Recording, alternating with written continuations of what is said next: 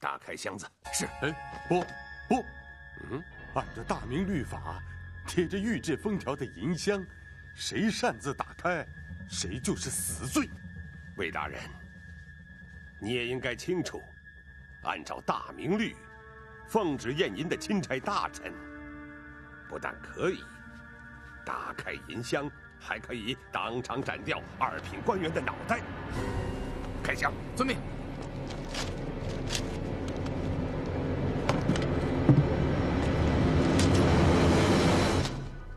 禀张大人，所验白银无误。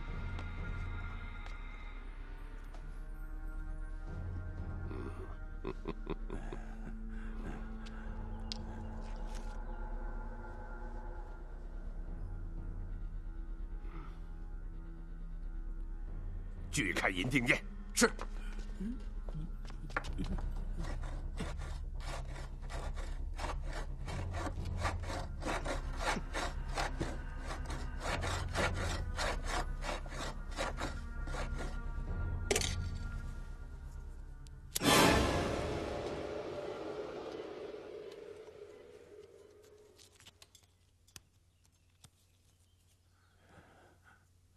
这是银子吗？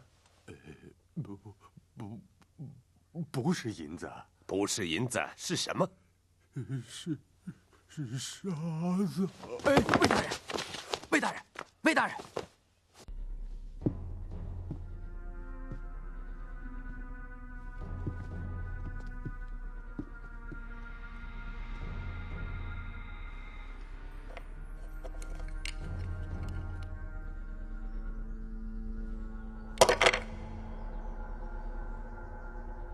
朕的13个御前带刀侍卫都死了，没有活下1人。这件事儿就发生在昨天晚上，也就是说，在你们大梦沉沉之际，朕的13侍卫亡命于江阳八子之手。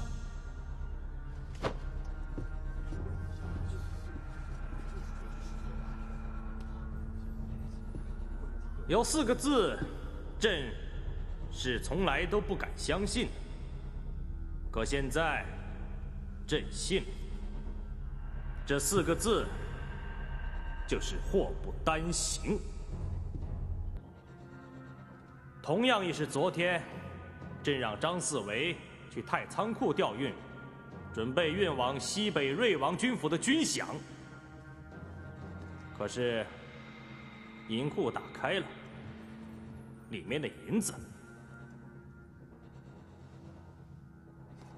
却变成了鸡壳银锭。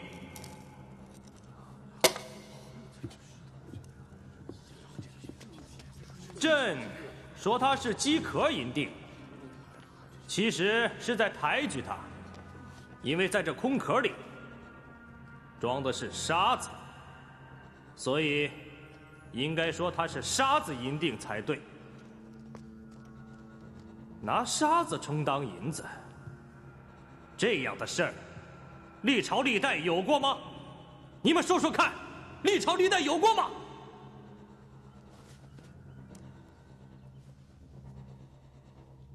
如果这沙子真能充当银子，该有多好啊！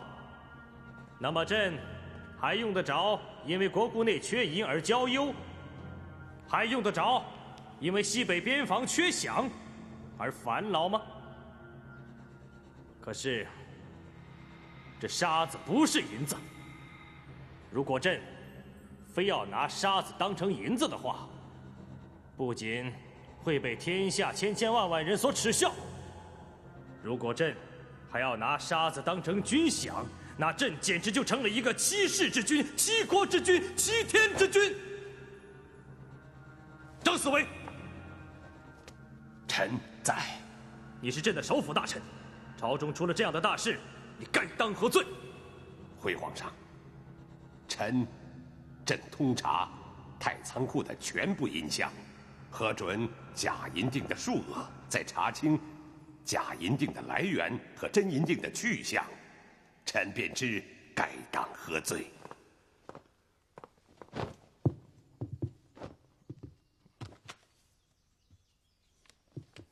在朕的手上还有一份传单，这个传单上写了一件事，那就是库内缺银。这个传单上也写了一个人，他说这个人像10夜的蚕一样在蚕食着朕的银库。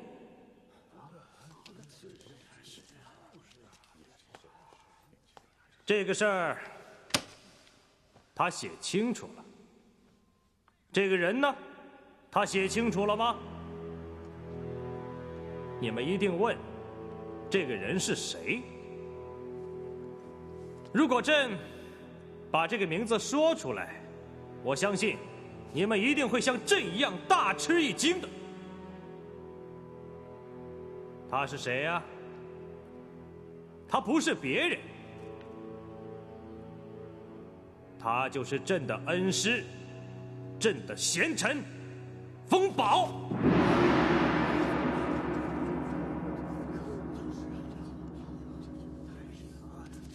朕拿着这个传单，更明白一件事，那就是有人想置朕的恩师于死地。朕还要告诉各位，这张传单是朕的御前太监在乾清宫的宫廊上捡到的，可传单之上并没有留下写单人的姓名。京城流行传单屡屡可见，不足为怪。可是，居然在朕的乾清宫上也发现了传单，这种事在大明朝开国还是头一次。不容置疑，这个写传单的人就在你们中间。他是朕的一位大臣，他同样也是一个没脸见人的卑鄙小人。朕今天一早就把你们传来，让你们跪在乾清宫上，就是想让那个小人和同他一样居心叵测、想在暗中兴风作浪的人知道，如果谁敢打朕恩师的主意，那是在做白日梦，那是根本不可能得逞的。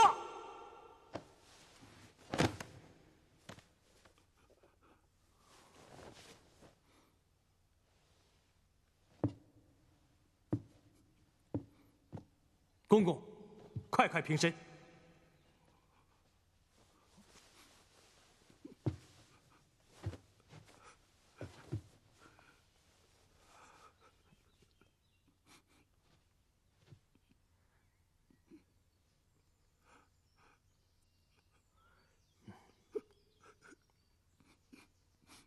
退朝！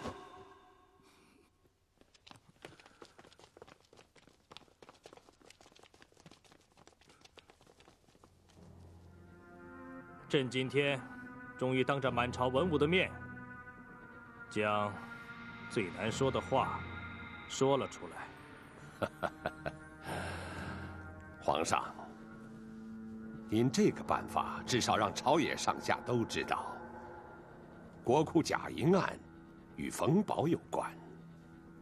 朕在想啊，这件事儿真的有说出来的必要吗？皇上设下的这个伏笔，对冯保来说，无疑是致命的。唉，朕在想啊，冯保他是不会不知道朕的用意，因为他毕竟是个极聪明的人。皇上，冯保此人刚愎自用，从来就没有把皇上放在眼里，他是断然不会知道皇上要对他下手的。所以首辅搜集冯保罪证的事，一定要密而又密，切勿让冯保起疑啊！老臣已经做了精心的安排，皇上放心。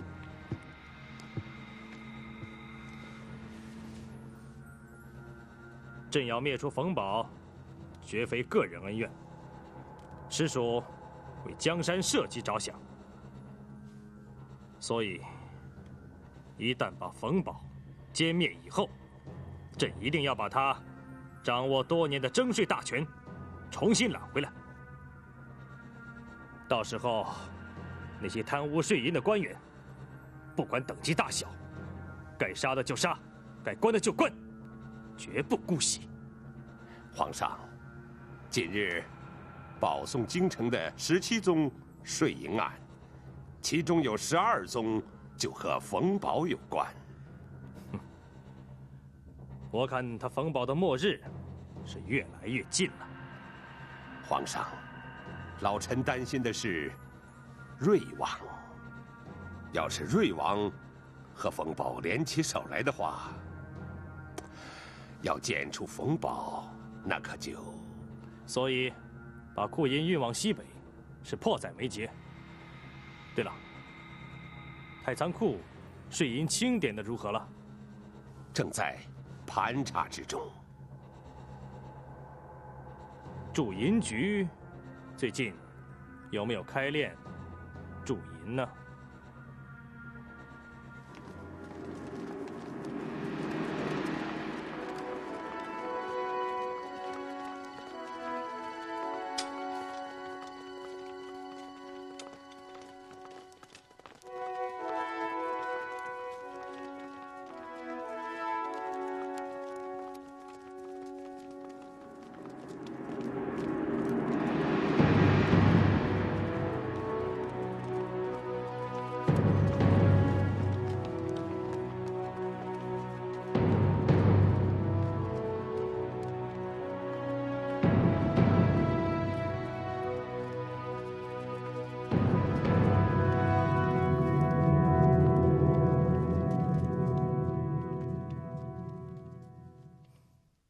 驻银锭的炉子怎么还没开炼呢？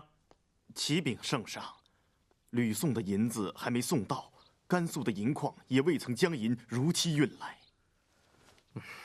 张思维，臣在。你告诉朕，这到底怎么回事？回皇上，前不久，用丝绸茶叶瓷器换回的吕宋银，运回途中在海上遇到了大风，沉掉了2艘船。为解驻银局燃眉之急，户部已派员前往广东，紧急催调吕宋银进京。甘肃的29座银矿，也因矿税过重，无力生采，日产银不足1000两。运进京的银子也只是杯水车薪。考虑到驻银局之急需，户部已派员前往各产银地，将库中存银以600里加急运进京城。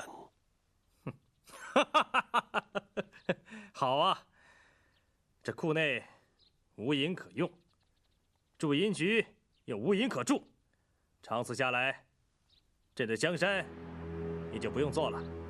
皇上，再过几天，银子一到，就可见燃眉之急呀！不行，这铸定炉一日不可停。张思维，在，立刻告知宫中各库有关大臣，把宫中大大小小的银器都给朕理出来，送驻银局给朕打成银锭。皇上，这宫中之银器都是祖宗传下来的宝贝呀！废话，江山都保不住了，要这些银器有什么用？对了，把御书房那些朕用的银碗银块也全拿了来，给朕打成银锭。是。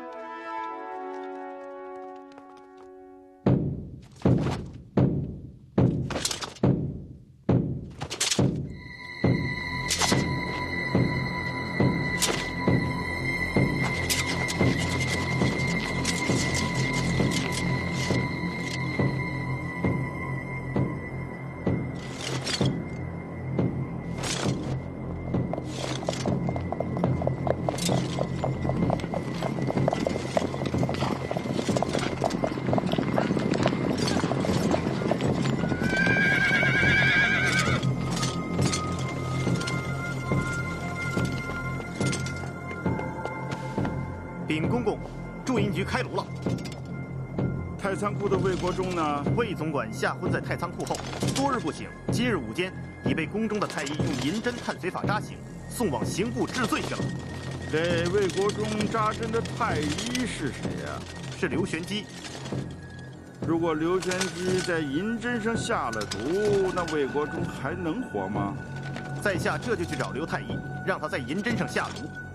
已经晚了。张思维不会再让魏国忠做第二个彭九龄了，由他去吧。魏国忠这个人我是知道的，他是个捧秤砣的人，谁的秤砣重，就靠上谁的秤杆子。他心里头很明白，要想活命，从他嘴里就不能吐出半个冯字来。下去。是。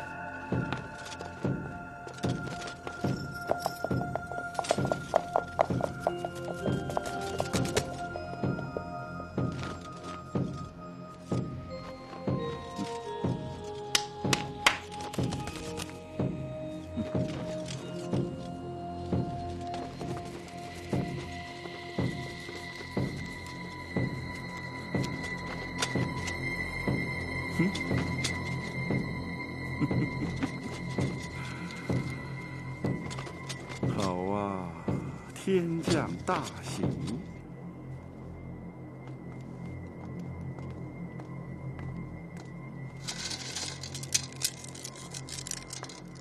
公公，公公，听说你又让中原跑了？我别说了，就让他活着吧。皇上让马蜂用囚车把他押到西北去，他已经是个死人了。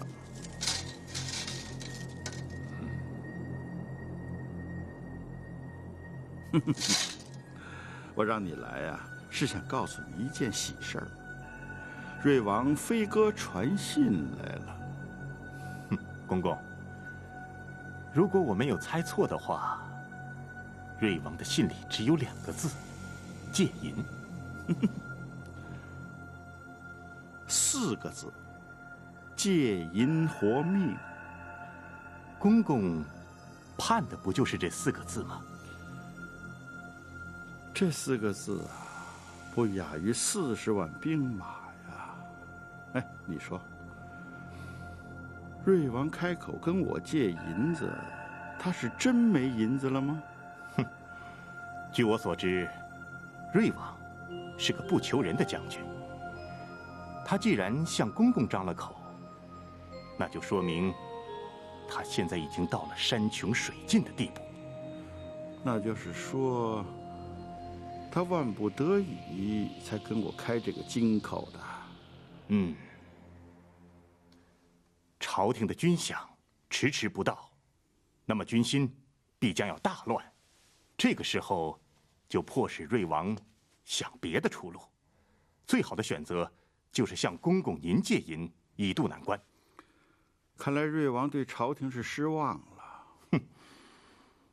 瑞王要是知道太仓库已无银可运，驻银局也无银可驻，那就不仅仅是失望，而且是绝望。绝望之人必走绝路，必定要大绝杀。这么多年，我就在等着这一场大绝杀。公公，你要跟瑞王联手，现在可是千载难逢的好机会啊！不，时机尚未成熟。一个人只有饿得爬不起来的时候，才会感激扔给他一个馒头的人。我明白公公的意思，你是等瑞王对朝廷彻底失望以后，再借给他。不是借，是送。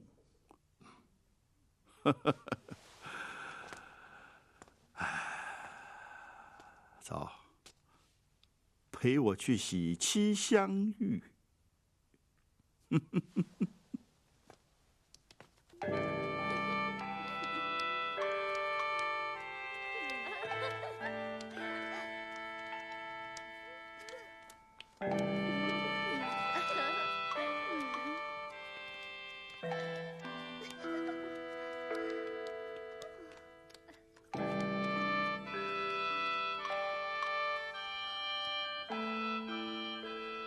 我告诉你，我之所以把魏国中的太仓库的银子都借光，就是要等到今天。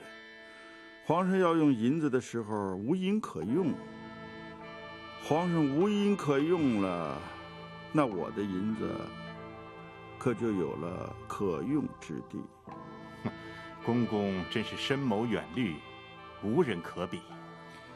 等吕宋的银子运到了驻银局，把铸成的银锭给他结了，到那时候，皇上，那就真是什么都没有了。公公要送银子给瑞王，那少说也得上百万两。这么一大笔银子运出京城去，肯定瞒不过皇上的眼睛。而且，接着说。皇上要是知道公公送银子给瑞王，那肯定知道这银子底下的秘密。这银子能运出京城吗？你呀，挺聪明的一个人儿，怎么也像俗人一般的想事儿？我给瑞王送银子，就用那一车又一车的装上银子送去。哦，不送银子，不送银子，送什么呀？是珠子。珠子？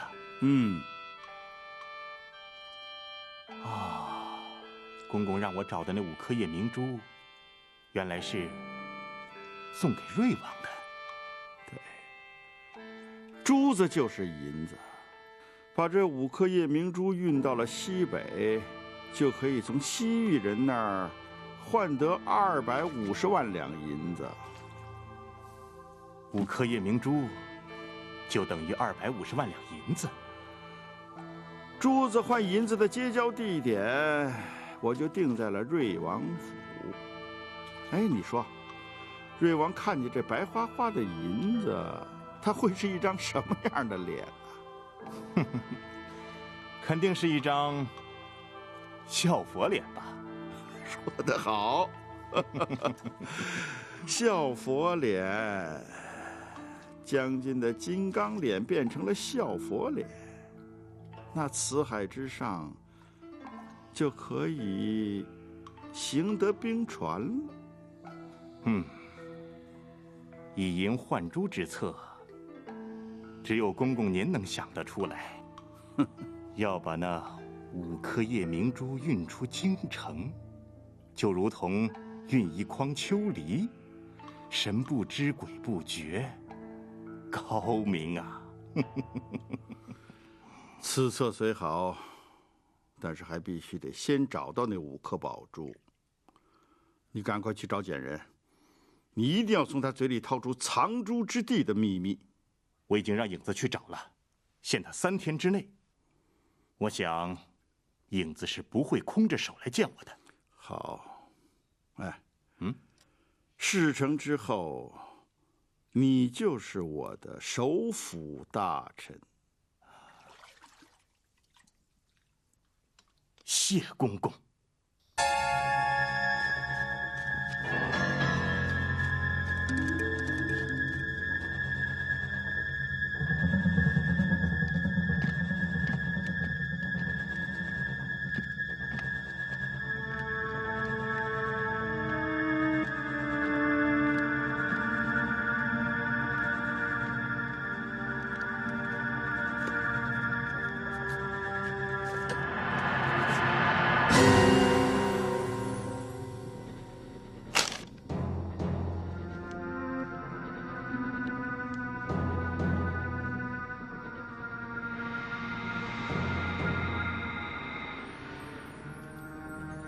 抬起头来，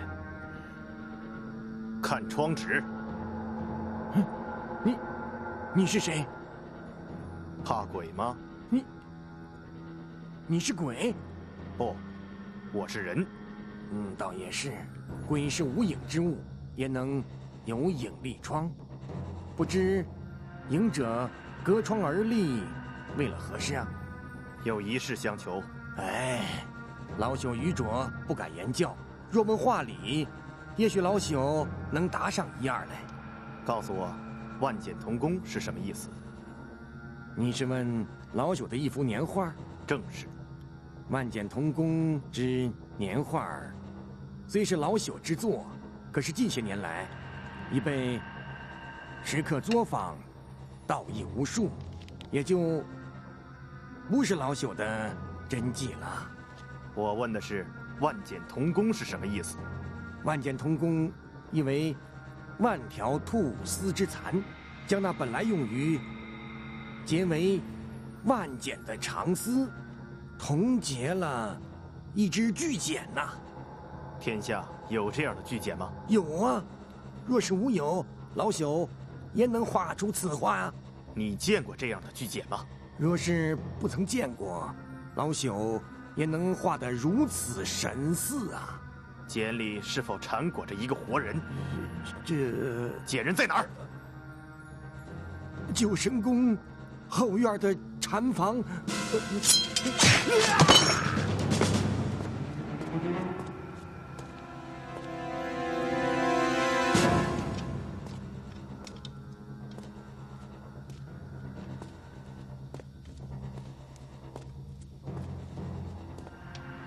这禅房里的巨简还在吗？5年前已经被人运走了，运到何处？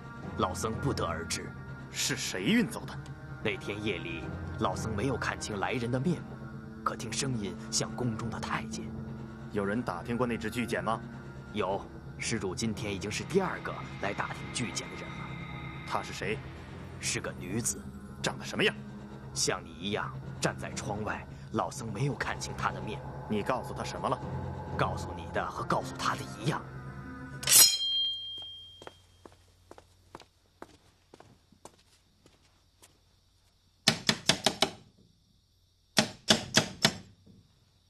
来了。你找谁呀？公主。哎，你是谁呀？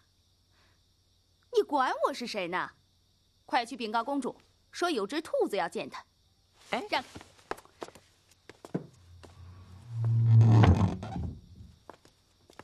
兔儿，你可到府上来了。这些日子，公主她老念叨你，老念叨我多没劲儿啊！她应该念叨御前侍卫中原才对呀。你这嘴呀，还是那么厉害。人家都说兔子它不是这个秉性，可是你呀，怎么就叫了兔子这个名字呢？公主睡了吗？公主她夜里从来不睡。守灵啊！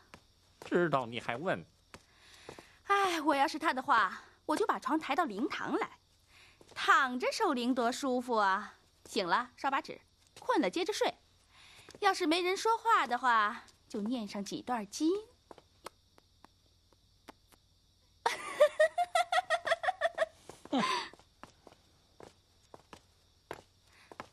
快点儿啊！公主，公主，怎么不答应我呀？公主啊，公主，我是兔儿，我来看你来了。公主啊，是兔来了。你是谁呀？这不是伺候公主的莲香吗？是公主叫我在这儿替她守灵的。赵公公，这不关我的事啊。那公主去哪儿了？公主没说上哪儿去了。你还不赶快去找去？是。依我看呐，这公主的床不用搬到灵堂来了。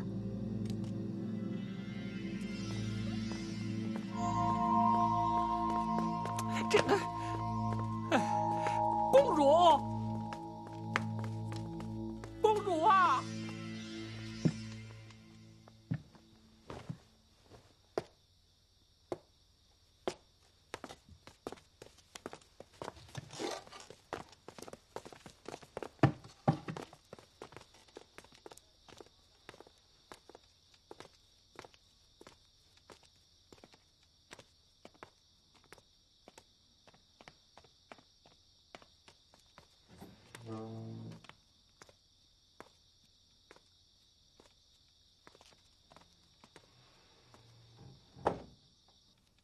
你有话，为什么不在我府上说，而让我到这里来见你？因为你那里已经不是能说话的地方了。告诉我，那个倾不于我的中原，真的不是你吗？我与公主相处了这么多年，我有过半点轻薄吗？自从你离开了公主府，你就变得越来越油滑了。你说的话，我无法像以前那样相信。你可以不相信我说的话，但你不能怀疑我对公主的一片敬重之心。现在让我信谁好呢？如果现在再有一个中原出现在我的面前，我该相信谁是真的中原？不会再有第二个中原出现了。你已经把那个人杀了？没有，但他还不知道我发现了他。我已经知道这个人是谁了。能告诉我这个人是谁吗？如果我告诉了你，你也许不会相信。只要你能让我相信你就是真的中原，我怎么能不信你呢？记得我离开公主府的那个晚上吗？记得。我约你在月台上见面。不是，是在后园的花台上。是的，在后园的花台上，我让你抱着我，可你拒绝了。我没拒绝你啊。那天我牵了你很长时间，记不记得？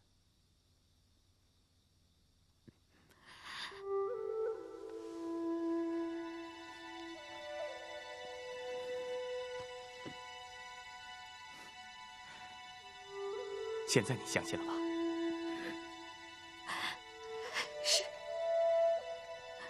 是的。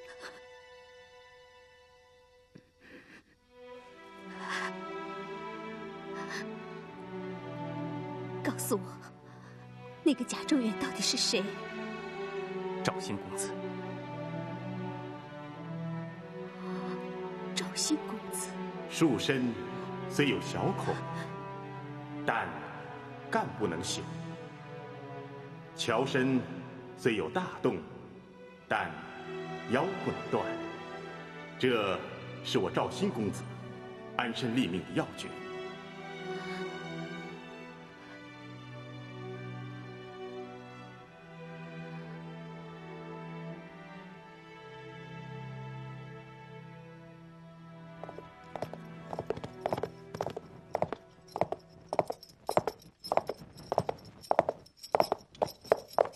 卓大人府安。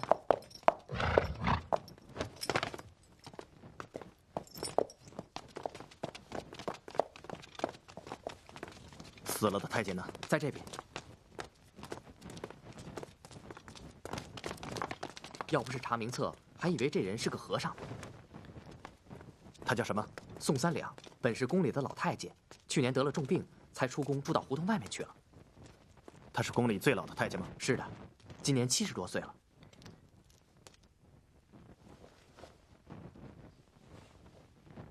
谁会杀这一个不中用的老太监呢？就是啊，老东西一无银子，二无家口，与世无争，谁会杀他呢？还有谁来过？中原来过。中原？他怎么知道这事儿的？听焚化厂的护军说，中原每天都要来这儿看一看，这是他的习惯，已经好多年了。中原看了尸首，说了些什么？他什么也没有说，只是问了下名字就走了。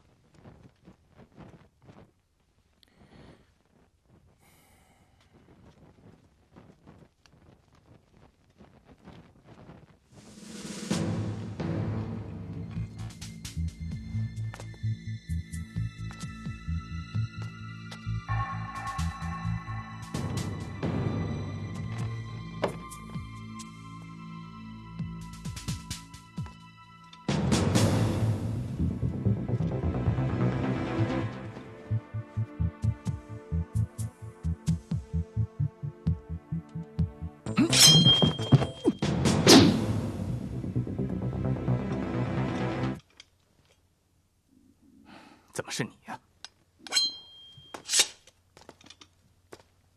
为什么我每次见到你，总是先看到你的剑呢？那是因为你怕剑。对，正因为自己有剑，所以才怕别人使剑。我到现在还没有离开京城，感到很奇怪吧？正相反，如果你离开了，我倒是感到很奇怪。为什么？因为你不想离开。说得对。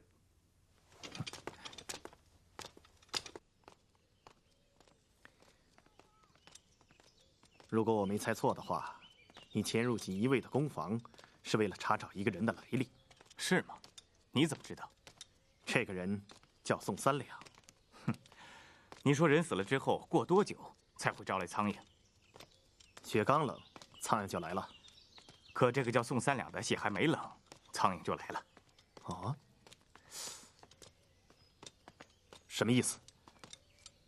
我去过宋三两家，从地上的2滩血迹看，可以看出先后有2个人杀了他。你是怎么知道的？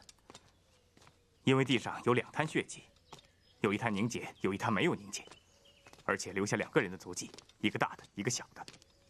哦，看来皇上真的不该降了你的品级。对了，你还没有回答我的话，你为什么对这桩杀人案这么感兴趣呢？我认识这个叫宋三两的，他曾经割下过自己腿上的3两肉，发誓绝不说出宫里的任何秘密。能割肉发誓的人，一定知道很多秘密，而知道这些秘密的人却突然被杀了，你不能不感到好奇是吗？是，不过更让我好奇的是，他是否真的割过腿上的3两肉？这么说，你不相信宋三两的发誓？如果宋三两这个人他真的割肉发誓的话，也许就不会像现在这样被人杀了。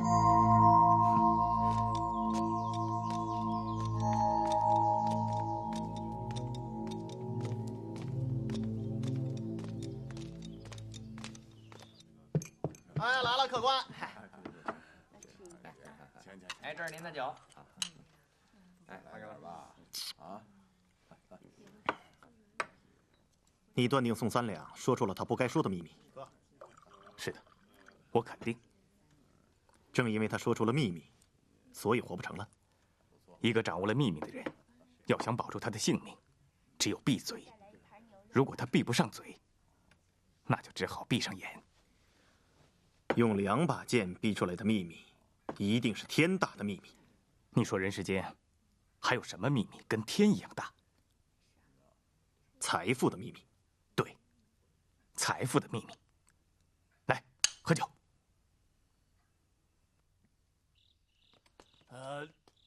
还要喝，一醉方休啊，卓兄。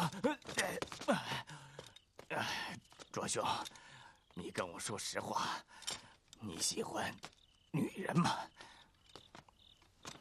不喜欢。可我喜欢。你怎么连女人都不喜欢？你根本就不像个男人。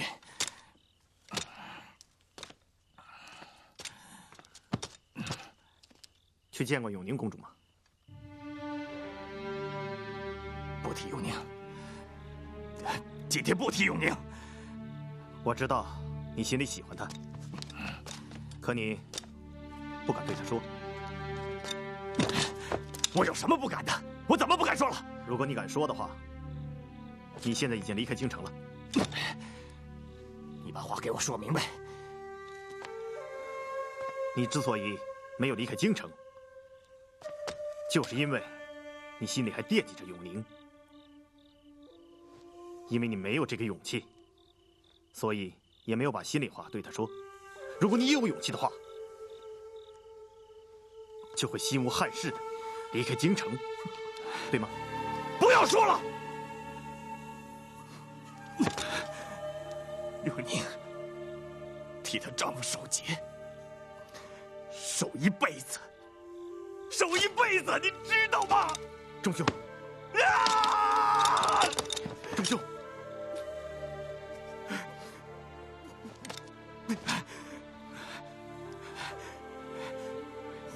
你看什么看？你滚！滚！你滚！仲兄，仲兄，仲兄，仲兄，仲兄，你滚！